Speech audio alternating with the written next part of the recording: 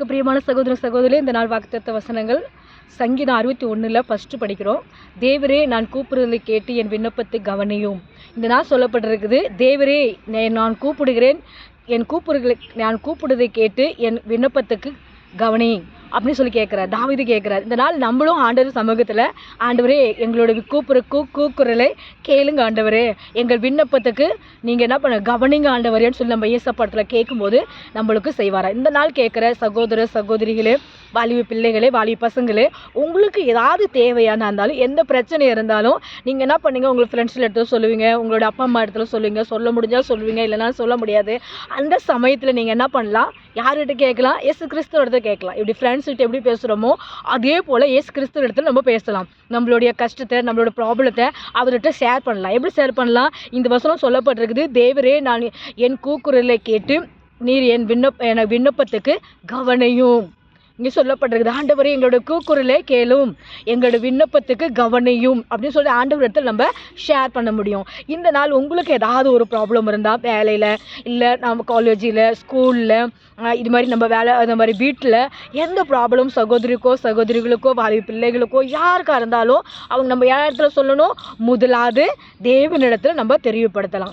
நீங்கள் ஆண்டவர் அறியாமல் இருந்தீங்கனாலும் இப்போ இன்றையிலிருந்து இந்த வசனம் உங்களிடத்துல வந்த உடனே நீங்கள் என்ன பண்ணணும், ஆண்டவரே இந்த வசனம் சொல்லப்பட்டிருக்குது, தேவரே நான் கூக்குரலை கேட்பேன்னு சொல்லிக்கிறேன், என் விண்ணப்பத்துக்கு கவனிப்பேன்னு சொல்லியிருக்கீங்க ஆண்டவரே.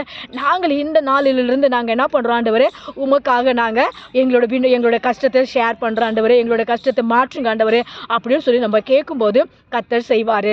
தாவீது, ஆபிரகாம் இவங்களெல்லாம் பார்த்தோம்னு வச்சுக்கோ, இவங்க எல்லாம் என்ன பண்ணுவாங்க, இவங்களெல்லாம் என்ன பண்ணுவாங்க, ஆண்டவர் இடத்துல கேட்டார்கள், ஆண்டவர் இடத்துல ஸ்துதித்தார்கள். அப்பொழுது ஆபிரகாமுக்கு தேவைக்கெல்லாம் என்ன பண்ணுவார், முழங்கால் படிட்டு ஆண்டவர் இடத்துல சமூகத்தில் ஜெபம் பண்ணார்.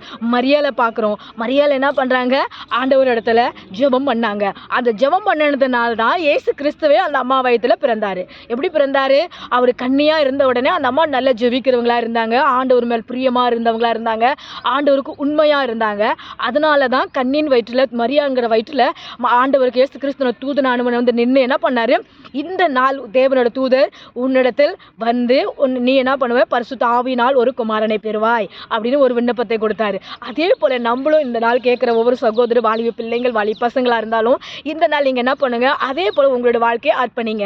அந்த அம்மா ஒரு அர்ப்பணித்த வாழ்க்கை வாழ்ந்தார்கள், உண்மையான வாழ்க்கை வாழ்ந்தார்கள், பரிசுத்தமான வாழ்க்கை வாழ்ந்தார்கள். அத்தனை லேடிஸ் இருக்கும்போது அந்த அம்மா மட்டும் எப்படி கர்த்தர் தெரிந்து கொண்டார்? ஏன்னா அந்த அம்மா சார்ந்த குணம் உள்ளவர்களாக இருந்தார்கள், நற்குணம் உள்ளவர்களாக இருந்தார்கள், அன்பு உள்ளவர்களாக இருந்தார்கள், ஐக்கியம் உள்ளவர்களாக இருந்தார்கள், பொறுமை உள்ளவர்களாக இருந்தார்கள்.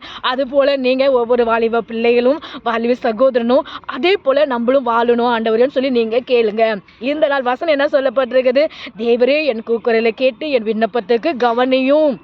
ஆண்டவரே, நாங்களும் அதே போல் இயேசு கிறிஸ்து இந்த உலகத்துக்கு 2024 முன்னாடி உலகத்துக்கு வந்தீங்கள் அல்லவா, எங்களுக்குள்ளே நீங்கள் அந்த மாதிரி ஆவியை ஊற்றுங்க ஆண்டவரே. அந்த மாதிரி அதுவும் எங்களோட கண்ணியாக இருந்தாங்க, ஒரு லேடிஸாக தானே இருந்தாங்க, அவங்கள தெரிந்து கொண்டீங்களா ஆண்டவரே, எங்களோடையும் தெரிந்து கொள்ளுங்க, நாங்களும் உமக்காக வாழணும் ஆண்டவரேன்னு சொல்லி கேட்கும்போது ஆண்டவர் நம்மளை வழி நடத்துவார்.